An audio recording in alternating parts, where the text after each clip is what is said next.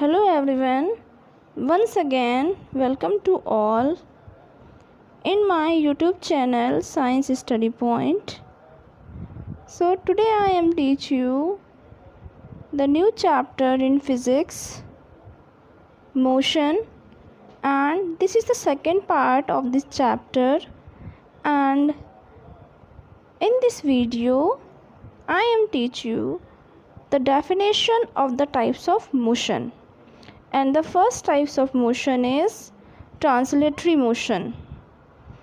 A type of motion in which all parts of an object move the same distance in a given time is called translatory motion or translational motion. A type of motion in which all parts of an object move the same distance in a given time is called translational motion. इस जो ये type of motion है, इसमें जितने भी object का movement होगा वो सेम डिस्टेंस पे होगा।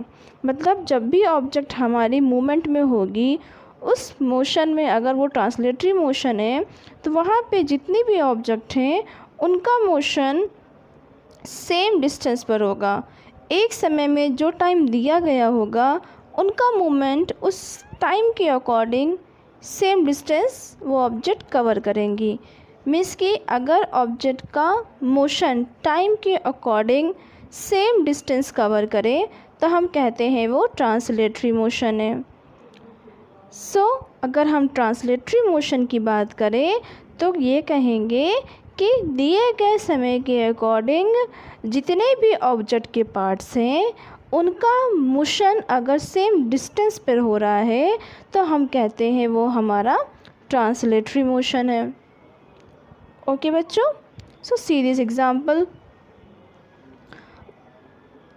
And next types of motion is rectilinear motion.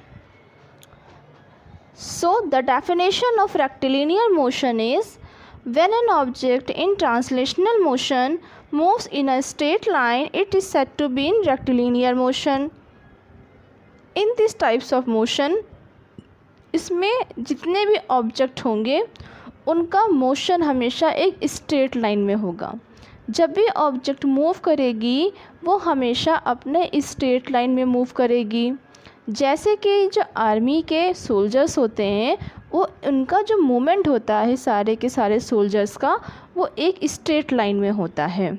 जैसे कि हम गेम्स खेलते हैं, जो हमारी जो कार्स चलती हैं वो भी एक पाथ पे चलती हैं ब्रिज में, तो वो भी कैसा मोशन है हमारा रेक्टिलिनियर मोशन है। क्यों? क्योंकि उन सारी ऑब्जेक्ट का जो मोशन है वो एक स्ट्रेट लाइन में होता है। तो जब भी ऑब्जेक्ट का मोशन एक स्ट्रेट लाइन में चलेगा तो हम कहेंगे वो हमारा रेक्टिलिनियर मोशन है। Next is curvilinear motion. When an object is translational motion moves along a curved path, it's said to be in curvilinear motion. जब भी किसी ऑब्जेक्ट का जो मोशन होगा उसका अगर पाथ कर्व शेप में आ जाता है, मीन्स कि कभी कुछ कहीं मोशन होगा तो कभी किस साइड मोशन होगा, उसका मोशन अगर कर्व पाथ ले लेता है तो उस ऑब्जेक्ट को हम कहते हैं, उस मोशन को हम कहते हैं कर्विलिनियर मोशन। जब ऑब्जेक्ट हमारी मूव तो करे पर उसके मूवमेंट का जो पाथ हो वो कर्व शेप हो।